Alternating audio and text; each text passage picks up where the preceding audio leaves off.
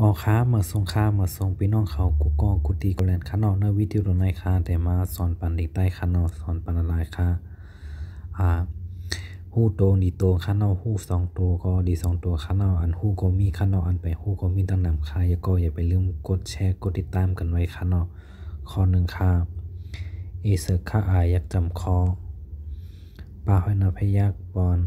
คอปอนเอเซอร์ค่าอยากจำคอคอปอนคอสะห้อยนาเพศสอนคอปอนคอสอนหลายอ่านจะในข้างนอกเพราะอ่านคองอย่างในมาต่อทั้งคอให้ในข้างนอกมันเต็มลืมตั้งเงาตั้งปลายให้ในข้างนอกข้อสองข้างห้อยนาเพศอ่อนกานาเพศกันอ่อนกัน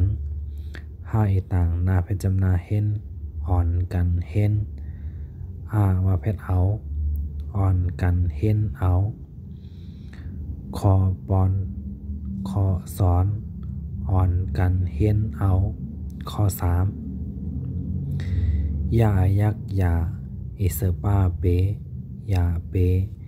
ยาหอยนาพยักย้อนยาเปย้อนจ้ากังกินเจอยาเปย้อนเจอให้ในข้างนอกอ่านเอางงว่าอ่านไปก้ามเอามาอ่านเงากะเห็นในข้างนอกตั้งเงาก็เต็มลืมตั้งปลายก็เต็มลืมในข้างนอกคอปอนคอสอนอ่อนกันเห็นเอาอย่าเปย้อนเจอข้อสี่ถ้าหอยนาเพชรถอนว่าเพชรเอาถอนเอาลาหอยนาเพชรจำเตอร่อนถอนเอาร่อนมาหอยนาเพชรจำนามอนถอนเอาร่อนมันถอนเอาร่อนมอนคอปอนคอสอนอ่อนกันเห็นเอาอย่าเปย้อนเจอถอนเอาล่อนมอนข้อหนึ่งกล้ามข้างนอกคอปอนคอสอนอ่อนกันเห็นเอาอย่าเปย้อนเจอถอนเอาล่อนมอนโอคาแทงกล้ามข้างนอกอีเซอร์ค่าอยากจำคอปลาหอยนาพยักปอนคอปอนอีเซอร์ค่าอยากจำคอปอนคอซาหอยนาพสอนคอปอนคอสอนอันในซ้ำกำเนิดเป็นหลายอ่านกำไว้ขนอกำไว้มันค่ะข้อสองหอยนาเพชรอ่อนกานาเพชรกันอ่อนกันหายต่างนาเพชรจำนาเห็นอ่อนกันเห็นว่าเพชรเอาอ่อนกันเห็นเอา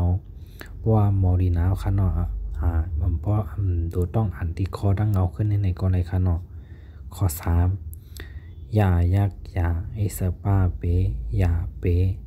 ยาหอยนาพยักย้อนยาเปย้อนจ้ากังกินเจอยาเปย้อนเจอข้อสี่ถ้าหอยนาเพชรถอนว่าเพชรเอาถอนเอาลาหอยนาเพชรจำเตอร่อนถอนเอาร่อนมาหอยนาเพชรจำนามอนถอนเอาร่อนมอนข้อหนึ่ง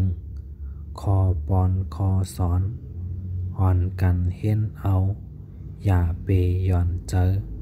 ถอนเอาร่อนมอนโอคาอย่าไปลืมกดไลค์กดแชร์คันนออันหมอก็มีอันไปหมอก็มีตั้งนำคันนอดีแต่ให้นำกันคันนอจอยกันแชร์นำคันนอโอคาเมื่อส่งกูก็คา